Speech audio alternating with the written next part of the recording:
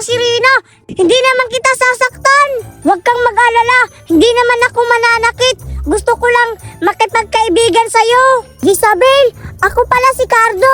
Masaya akong makilala ka. Ah, ganun ba?